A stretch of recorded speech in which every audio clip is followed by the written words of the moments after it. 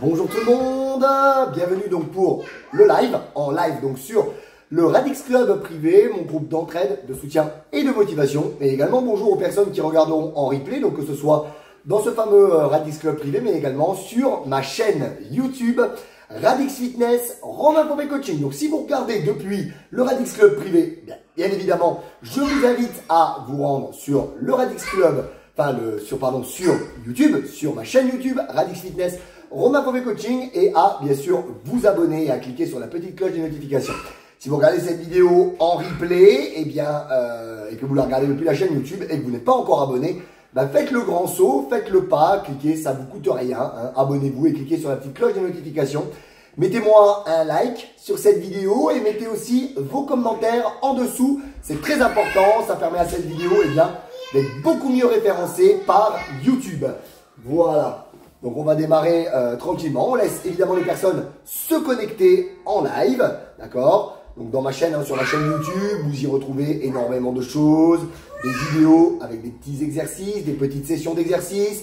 Vous y retrouvez également des témoignages qui sont super importants, et vous y retrouvez aussi cette rubrique, la foire aux questions. Donc là, aujourd'hui, on est le 2 juin, au moment où je tourne la vidéo en live, et elle sera mise en replay, la semaine prochaine, si je dis pas de bêtises, le 9 juin, voilà. Et la prochaine session, elle aura lieu le 23 juin, puisque j'ai une petite semaine de vacances. Donc même si vous le souhaitez, tout de suite en dessous de la vidéo, vous pouvez, pourquoi pas, proposer vos idées, d'accord, des choses qui vous compliquent un petit peu la vie, vos problématiques, et pourquoi pas me proposer des thèmes pour une prochaine foire aux questions, que ce soit dans le live et aussi en replay. De même, pensez quand vous écrivez un commentaire, quand vous posez une question par rapport à ce que je vais dire aujourd'hui. Évidemment, je n'ai pas la science infuse et je peux me tromper, et je suis complètement ouvert aux personnes qui ont un autre avis que moi et qui ont d'autres idées que moi. Et si vous me les proposez, moi je vous mets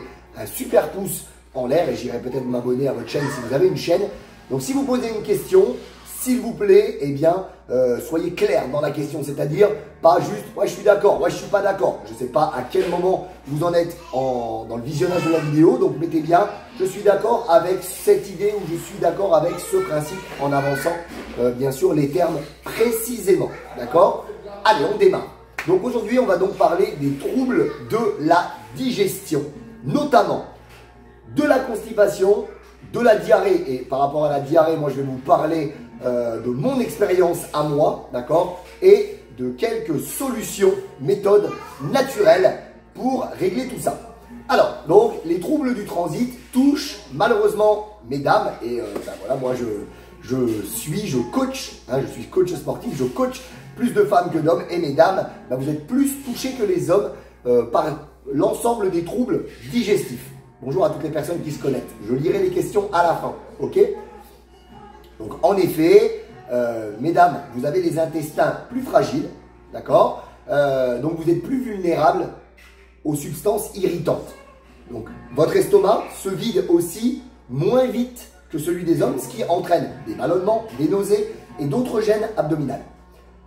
Enfin, votre gros intestin, dans votre gros intestin, votre transit est aussi un petit peu plus long, donc ce qui va favoriser malheureusement la constipation. Donc je vous invite vraiment à regarder cette vidéo de manière complète. Si vous êtes touché bien sûr par ces problèmes de constipation, on va voir au fur et à mesure de la vidéo des méthodes naturelles. Peut-être que vous en avez utilisé, peut-être qu'il y en a qui fonctionnent, d'autres qui ne fonctionnent pas. Bref, ça doit être interactif, c'est une foire aux questions. D'accord? Il y a eu un grand thème général au début, et ensuite, blablabla, vous m'envoyez vos questions. Yeah! Ça doit être interactif, ça doit bouger. C'est vraiment le but de cette intervention. Donc les causes principales de ces troubles de la digestion, c'est très souvent une mauvaise hygiène alimentaire en number one. En number two, une mauvaise hygiène de vie. Et en number three, ce qui ne devrait surtout pas exister, mais malheureusement c'est ce mode de vie que l'on a choisi, que l'on a mis en place, c'est le stress. D'accord? Stress à cause de l'argent, à cause des problèmes familiaux, à cause du travail, bref, le stress. Si déjà jusque-là j'ai été clair, mettez-moi pouce, like, si tout va bien. Donc on va déjà parler de la constipation, la constipation en néo-zélandais. Alors, d'abord, la constipation. Premier point, donc ce qu'on a vu, les causes, l'hygiène alimentaire. La cause principale de constipation, c'est souvent l'alimentation. Donc, on a vu quand même malgré tout que les femmes avaient une part génétique de prédisposition à être constipées, mais l'alimentation, c'est une des causes principales. Tous les aliments ne se digèrent pas de la même façon. Donc ça, il faut le comprendre.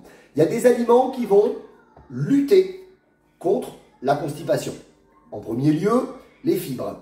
Les fibres que l'on doit consommer entre 25 et 30 grammes par jour. Donc on va dire que quelqu'un qui mange que de la viande, c'est pas bon. D'accord? Quelqu'un qui mange aussi que du gras, c'est pas bon. Donc on va trouver des fibres solubles, d'accord, qui se dissouent dans l'eau, dans le blé, courge, asperge, orange, pamplemousse, kiwi, fruits rouges. Cette liste n'est pas exhaustive, mais c'est là-dedans que vous en avez le plus. Donc, quand elles vont arriver dans notre estomac, ou quand elles arrivent dans un liquide, ça forme un gel. Pour vous donner un exemple, achetez des graines de chia et vous les, de chia ou chia, je sais pas, voilà, et vous les trempez dans un liquide et vous allez voir ce gel se former. C'est ce qui se passe dans notre estomac. Donc, il se forme, le gel, il se forme au niveau de l'intestin en absorbant l'eau et également les graisses et le sucre de nos repas. Donc ça, c'est plutôt intéressant pour les personnes qui sont dans une optique de régulation de notre poids, de brûler des graisses, enfin d'éliminer les graisses, les mauvaises graisses corporelles, les graisses aussi que l'on voit. Donc, le gel, il se forme au contact de la graisse, de l'eau et des sucres de nos repas. Donc, ça va favoriser le transit et la perte de poids. Il y a un deuxième type de fibres qui sont les fibres insolubles. D'accord? Donc là, on les retrouve dans la majorité des céréales, dans les légumes qui fermentent, comme par exemple les choux, brocolis, c'est un chou, les pois, et pommes, poires et les fruits séchés. D'accord? Donc ça va améliorer la capacité contractile de l'intestin. Donc ces fibres, elles sont intéressantes. Contrairement aux autres, elles ne forment pas un gel, mais elles vont favoriser la contraction de l'intestin et aider le bol alimentaire à avancer dans l'intestin. Donc les fruits et les légumes, bah, c'est un très bon apport en fibres. Les céréales aussi, comme le blé, le quinoa, le boulgour, l'épeautre, les légumes secs, les légumineuses, les lentilles et les pois. On a vu ça tout à l'heure. Donc, qu'est-ce qui va encore aussi? Donc, on a vu que les fibres favorisaient, favorisaient le transit, donc étaient anti-constipation. Les yaourts aussi, grâce au ferment lactique. Okay. Les huiles végétales, olives, colza, pépins de raisin, noix. Il y a un aspect lubrification du côlon. Et enfin, le jus de citron. Pour ceux qui regardent mes stories tous les matins sur Instagram et Facebook, Radix Transformation pour Instagram et Facebook, Romain Fauvé, mon profil perso, ou encore Radix Fitness, Romain Fauvé Coaching, le même intitulé que la chaîne YouTube. Donc le jus de citron dans l'eau tiède, ça favorise aussi la digestion. Ok, j'espère que je suis clair jusque là. Pouce, like, commentaire, dites-moi. Les aliments qui, par contre, favorisent la constipation, donc pas bien, d'accord? Aucun aliment ne constipe vraiment, d'accord? Il n'y a pas un aliment qui constipe. En réalité, c'est une mauvaise association, un mauvais équilibre alimentaire en règle générale qui entraîne des problèmes de constipation. Notez bien ça et dites-moi tiens en commentaire si vous avez tendance à en consommer et à les mélanger ces trucs-là. Donc, l'excès de produits qui contiennent des sucres raffinés. Alors, oui, on va penser au coca, oui, on va penser au soda, on va penser au sucre qu'on met dans le café, mais pas que, d'accord? Dans les pâtisseries, dans les sauces à burger, dans justement les fast-food, les pizzas, sucre raffiné, d'accord? C'est celui qu'on a choisi avec ma femme et mon fils pour la fête des mamans. Donc c'est parce qu'il y a ma Jai qui me dit qu'il y a un joli bouquet de fleurs. D'ailleurs, il faut que j'y pense. Elle m'a dit qu'avant de partir au boulot, elle m'a dit qu'il fallait que je l'arrose. Parenthèse refermée. C'est bientôt la fête des papas aussi. On n'oublie pas ça, c'est important. Alors, excès de sucre raffiné, excès de produits ultra transformés. Donc tout à l'heure, je vous donnais l'exemple des fast-food. C'est le bouquet gagnant. Hein. fast food, pizza, etc. C'est le bouquet gagnant pour se constiper, hein, d'accord? Qu'est-ce qui constipe aussi? Donc c'est un déséquilibre entre apports protéiques, c'est-à-dire les protéines, et les apports en fibres. Comme j'ai dit tout à l'heure, manger par exemple que de la viande ou que du poisson et finalement très peu de légumes. Il y a beaucoup d'hommes qui sont comme ça, donc il faut manger un peu plus de fibres, d'accord? Et également, quand on est malade, la prise d'antibiotiques. Les antibiotiques, c'est pas automatique. Ça vous bousille le microbiote, d'accord? C'est-à-dire les micro-organismes qui sont bons dans notre corps. C'est-à-dire que les antibiotiques, c'est un bazooka, d'accord? Ça arrive dans votre corps, ça fait pas de détails, d'accord? C'est pas genre, attention, oh, j'essaye de faire des trucs rigolos et je loupe mon truc. Ce terroriste a pris en otage, c'est pas grave, on y va à la bombe. C'est ça un antibiotique, d'accord? Il cherche pas à savoir si vous êtes le terroriste ou si vous êtes les otages, il bousille tout. Donc même le microbiote, il en prend une sévère cartouche derrière les carreaux. Ah. Allez, on passe maintenant à donc la constipation, mais vu d'un point de vue hygiène de vie, en règle générale, d'accord? Donc pratiquer une activité physique, ça va favoriser le transit intestinal. Le mouvement, ça va favoriser la descente du bol alimentaire. Donc ça va favoriser le transit intestinal. Donc notamment par exemple des activités comme le yoga, qui sont super, d'accord, notamment avec des passages dans les renversements, la remise au centre de la respiration abdominale. D'accord, dans notre vie, on respire comme ça. On est crispé, alors qu'il faudrait respirer avec le... Comme on l'a vu d'ailleurs, tiens, DJ qui est en train de me regarder là. Ouais, on va en parler après des levures. Donc du coup, je le disais, hein, on en a parlé hier matin, pas plus tard qu'hier matin. Donc travailler le vacuum, c'est-à-dire expirer en rentrant le nombril pour affiner la taille, mais ça va aussi favoriser le transit intestinal et l'apprentissage de la respiration abdominale. Ah bah tiens, je le dis juste après d'ailleurs. Donc on a la marche digestive, par exemple une trentaine de minutes après un repas, c'est intéressant d'aller marcher. Petite marche digestive pour éviter les lourdeurs, pour éviter les coups de mou aussi après le repas. Souvent on a un coup de plombe une demi-heure après le repas. Marcher, ça va vous aider à garder une énergie constante. Okay, la pratique du yoga, donc qui favorise et la détente. Donc, on se détend, on fait caca. Qui aide à gérer le stress, on en a parlé tout à l'heure, le stress, la respiration et le travail du transverse qui va nous aider à transporter le bol alimentaire dans les intestins et les changements de posture, d'accord, les renversements, chien tête en bas, la posture de la charrue, etc., qui favorisent la digestion, les jambes en l'air aussi, d'accord, mettre les jambes en l'air avec la posture du Viparita Karani. Je vous invite à aller regarder hein, sur Google, hein, vous pouvez taper Viparita Karani et vous verrez cette posture qui est super aussi pour les personnes qui ont des problèmes de circulation dans les gambettes. Donc on a ensuite travailler sa souplesse, d'accord? Donc dans un optique d'apprendre à gérer son stress, gestion du stress, mais aussi sa capacité à faire le mouvement du squat. On parle du squat, entre guillemets, on parle du squat complet. Regardez pour les personnes qui sont parents, de jeunes enfants ou les grands-parents, vos petits-enfants, ils ont régulièrement cette position où ils vont se mettre à quatre pattes, d'accord? Enfin, pas à quatre pattes, en squat, c'est-à-dire tout en bas, les pieds à plat au sol et presque assis par terre, ok? Et d'ailleurs, même quand les enfants font caca dans la couche ou font caca dans la culotte, ils ont tendance à, par exemple, aller se planquer sous une table et à se mettre dans cette position-là. C'est une position qui favorise le relâchement du diaphragme, relâchement des tensions au niveau du bassin et qui favorise du coup le caca, quoi. Hein? C'est une posture que les enfants utilisent et aussi, hein, quand vous allez faire caca en pleine nature, eh bien, vous vous mettez dans cette position-là. Donc, il faut travailler sa souplesse pour favoriser cette position-là. Donc, quand vous êtes constipé, je ne vous dis pas de vous planquer sous la table et de faire caca sous la table, mais par exemple, voilà, si vous voulez, vous pouvez rester 2-3 minutes dans cette position-là, attendre que ça vienne et ensuite, eh bien, allez, attendez, il y a une petite araignée là qui se promène là. Est-ce que je peux pas lui redonner lui redonner sa liberté. Viens là, ma cocotte. Bon, j'arrive pas à la choper, dis donc. Je vais lui redonner sa liberté. Donc voilà, vous mettre en position de squat, vous détendre, et on en reparlera aussi après de se détendre aussi. Alors, pareil, pour favoriser une posture qui favorise la détente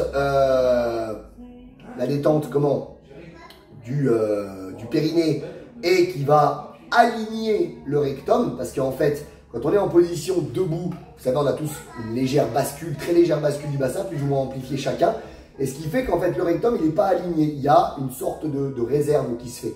Et quand vous vous mettez assise sur le trône, hein, vous pouvez surélever vos jambes plus ou moins hautes avec un marchepied, ce qui va basculer le bassin. Cette bascule-là, on la retrouve quand on fait le squat dont j'ai parlé. Là, je vais vous le faire, le squat sur une chaise. Voilà mon bassin. Vous voyez la rétroversion. Et là, quand on arrive en bas, le bassin, il rebascule. Et ça aligne le rectum et ça favorise la descente des selles. Donc, quand on est assis sur le trône, on a gardé la bascule. Si on surélève les pieds avec un petit marchepied, paf, le bassin bascule et ça doit favoriser la sortie des selles, quoi, hein.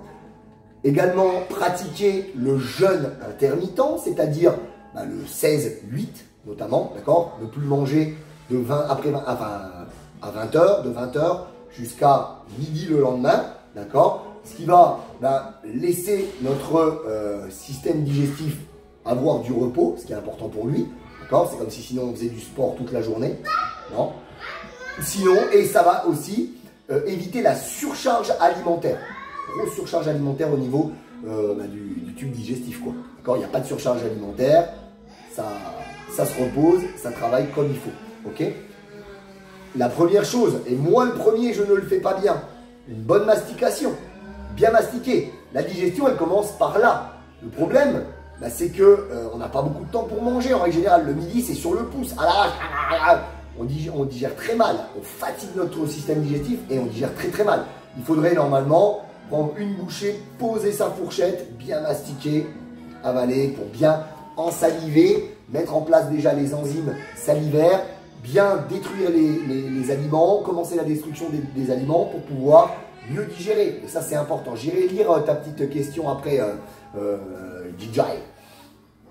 Boire de l'eau. Alors, donc, il faut éviter pendant le repas. On en a parlé déjà dans le Radix Club privé, le groupe. D'accord, vous avez le lien dans la description de la vidéo sur YouTube. Vous avez même le lien vers mon challenge 7 jours, dans lequel, bien sûr, je vous conseille de boire de l'eau, de boire bien de l'eau, entre 1,5 litre à 2 litres. Là, ça va être l'été, 2 litres d'eau, c'est vraiment le minimum. Alors, boire de l'eau, 2 litres, c'est super facile en réalité. Vous vous levez le matin, déjà, premier réflexe, c'est 2 verres d'eau à jeun. Avant chaque repas, au moins un, voire même moi je conseille 2 verres d'eau avant le repas, un quart d'heure avant le repas. Dans le laps de temps de la matinée, au moins 2 verres d'eau. Le laps de temps de l'après-midi, au moins 2 verres d'eau. Avant d'aller prendre la douche, 1 verre d'eau. Avant d'aller vous coucher, 1 verre d'eau. Et vous avez plus de 2 litres d'eau déjà d'avaler. Donc il est très important de bien boire parce que ça va aussi hydrater nos selles. Et donc ça passera beaucoup mieux, quoi. D'accord? Et il faut favoriser dans le biais, par rapport, hein, c'est très important ce que je dis là, pour la constipation, favoriser des eaux comme Contrex et EPA, riches en magnésium. D'accord? Ça sera différent pour ceux qui souffrent de diarrhée. Ok? Ne mélangeons pas tout. Et donc, on va parler de quelques petites astuces naturelles. Donc déjà, si encore là, tout est ok, pouce in the air, put in the air, pouce in the air, si tout va bien. Ou les questions, si tout va mal. Quelques astuces naturelles. Boire 1 à 2 verres d'eau à jeun en se levant le matin. Je viens de le dire. Le jus de citron dans l'eau tiède. Avant le repas, avant le premier repas. Parce que ça casse le jeûne. Donc avant le premier repas, le jus de citron. Un citron complet, hein. Si ça vous fait trop d'aigreur d'estomac, essayez de l'associer avec de la muscade.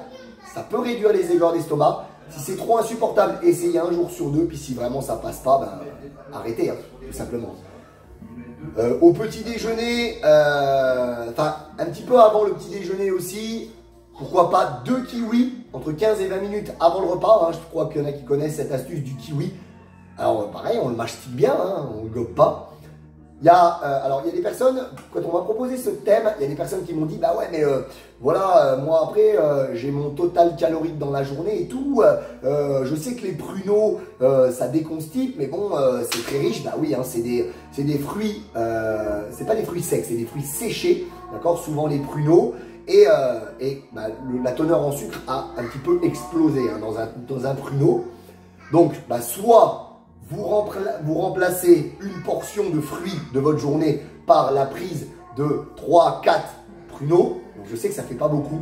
Hein, vous allez me dire, ah, tu te rends compte, une pomme, voilà, c'est gros, de 4 pruneaux, c'est que dalle. 3-4 pruneaux, c'est que dalle. Ah ouais, mais bon, c'est comme ça. D'accord? Alors après, si vous voulez avoir quelques bénéfices du pruneau sans les manger et sans du coup faire péter votre total calorique de la journée, petite astuce, juste les faire tremper la nuit. Vous faites tremper les pruneaux dans l'eau.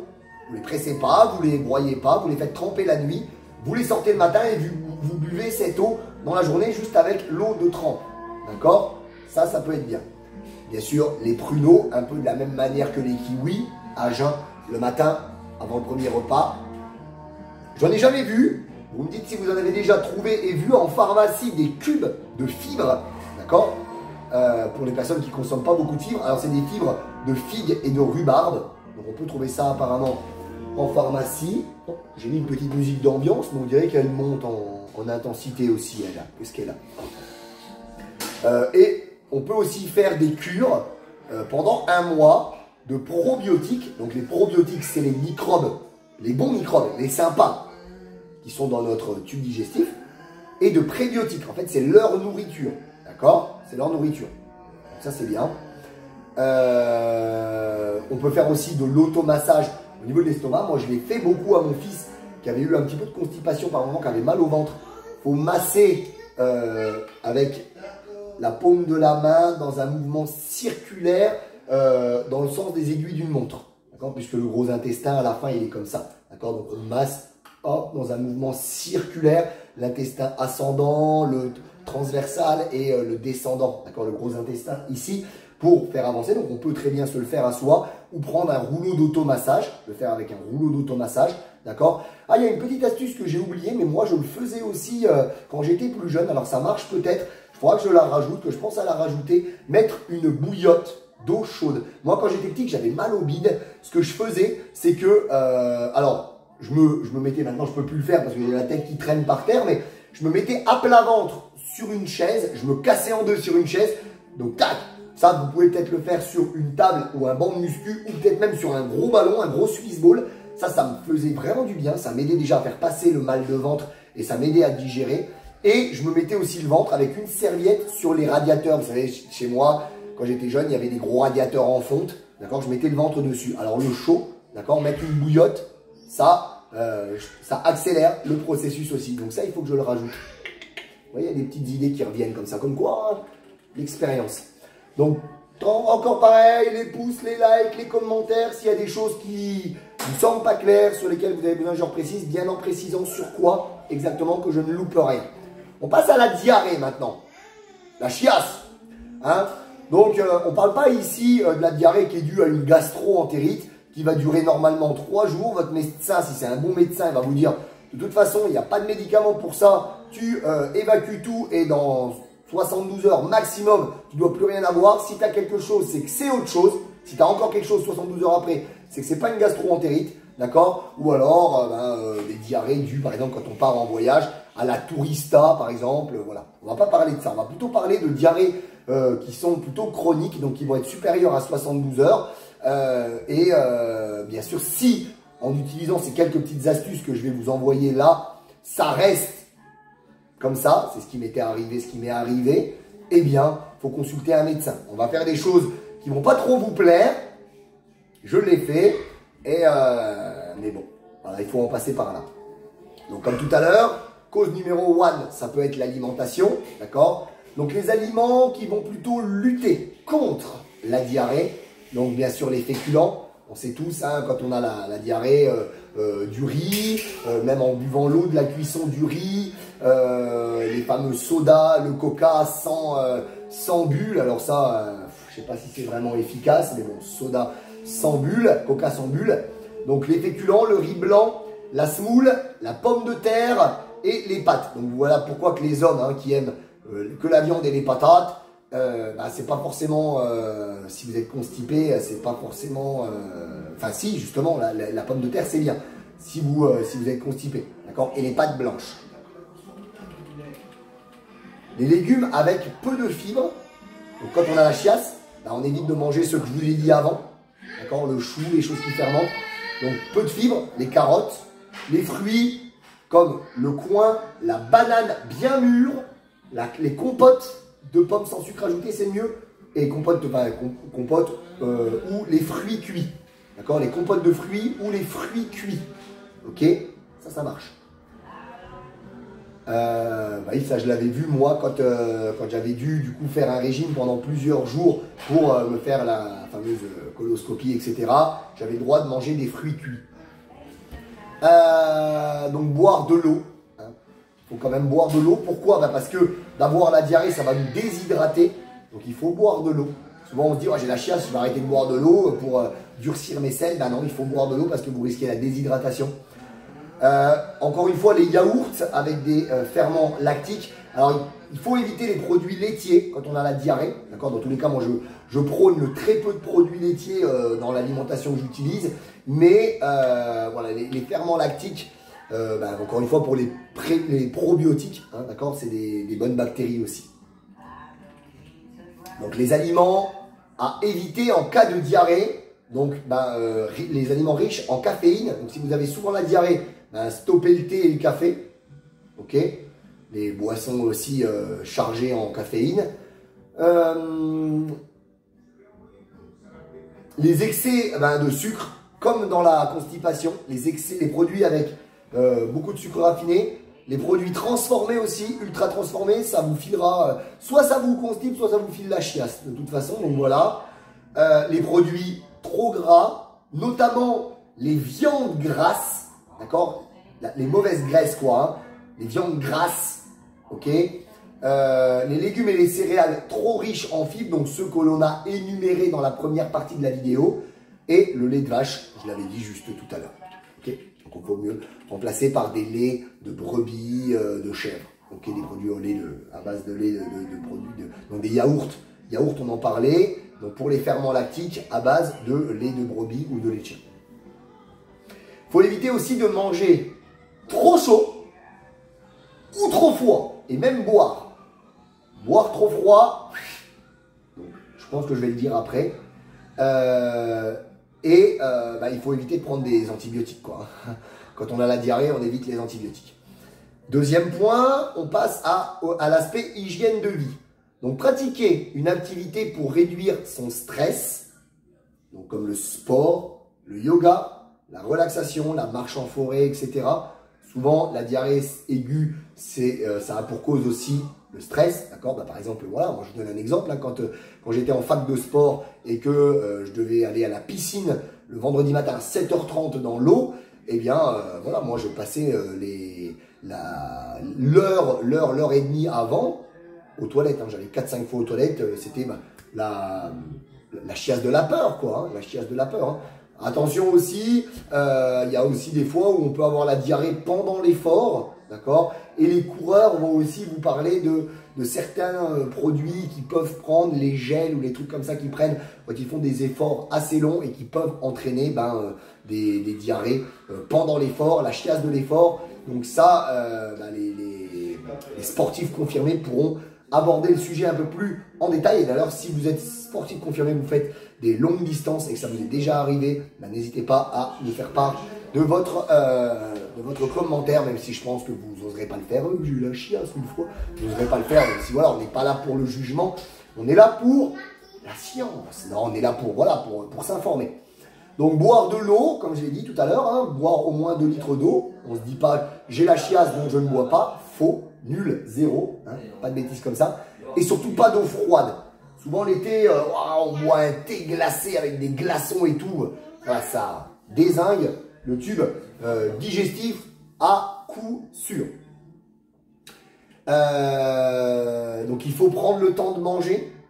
Manger trop vite, ça peut constiper ou ça peut donner la diarrhée. Parce que le tube digestif, il se dit, oh, de toute façon, je suis poussé, on y va. Pratiquer le jeûne intermittent, là aussi, d'accord, voire même des jeûnes complets. Je l'ai déjà conseillé à des personnes, je ne sais pas si on avait suivi mon conseil, mais quand on a ces problèmes de diarrhée, eh bien, le jeûne complet peut vous aider. Mettre le tube digestif au repos pendant 2-3 jours, si on arrive à tenir. Alors, boire, mais ne plus manger. Mettre le tube digestif au repos pour restaurer, nettoyer le tube digestif et restaurer la flore intestinale. Encore une fois, je le redis maintenant, mais je le redirai après. Si toutes ces petites astuces, ça ne résout rien, consultez le médecin très vite. Okay, quelques astuces naturelles. Donc, l'huile d'essentiel d'argan, d'accord, tisane au thym. Alors, l'huile d'essentiel d'argan, je vous le donne parce que en préparant cette foire en question, j'ai trouvé ça, je ne l'ai jamais utilisé. Par contre, tisane au thym, oui, d'accord, même du thym sur l'alimentation, j'aime beaucoup. Charbon actif végétaux, vous savez, le charbon noir là, ça j'ai essayé, ça n'a rien fait pour moi. Mais bon, on le conseille. Le psychium blond, je n'ai jamais essayé, mais je l'ai trouvé. Si vous avez essayé, faites-nous part de votre expérience.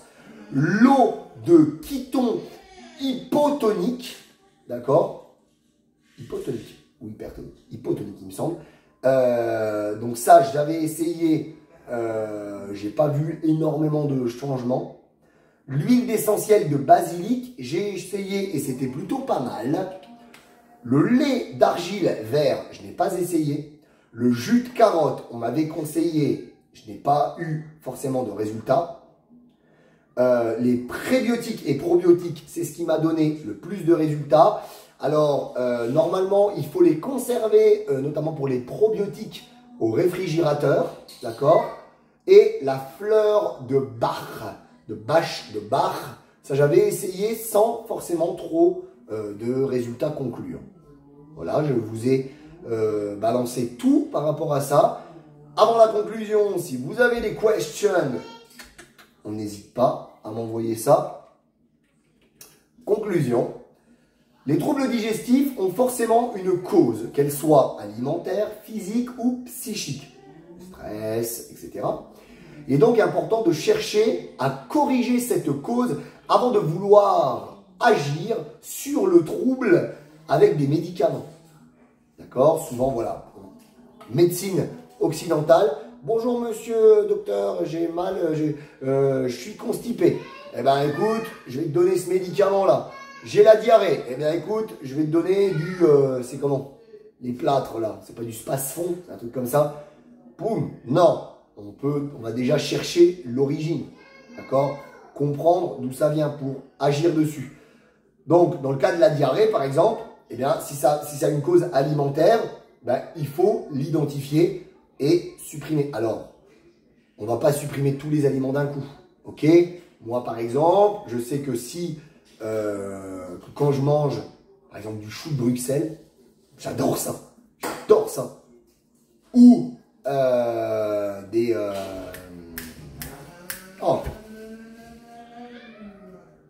oh mince. Le nom me reviendra peut-être, qui est super bon aussi. C'est un ancien légume. Ça ressemble à une racine. On enlève la peau. Enfin, j'adore ça. Et je sais que si j'en mange, le smecta. Merci à Jijai pour le smecta.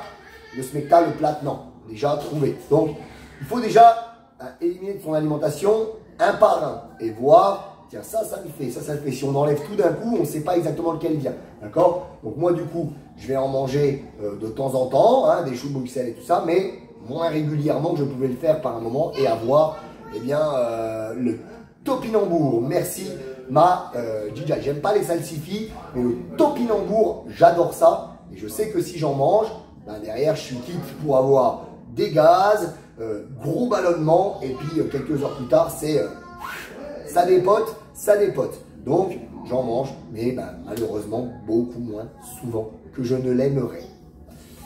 Donc, si les symptômes persistent, eh bien, il est important d'aller consulter son médecin pour passer des examens approfondis. Donc, endoscopie, coloscopie, vidéocapsule, d'accord? pour voir si s'il n'y a pas un problème plus grave, des tumeurs, des choses comme ça, des problèmes de la paroi intestinale, le côlon, etc., etc.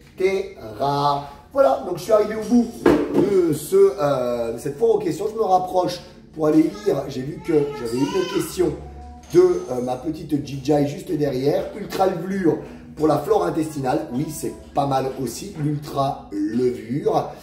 Et attends,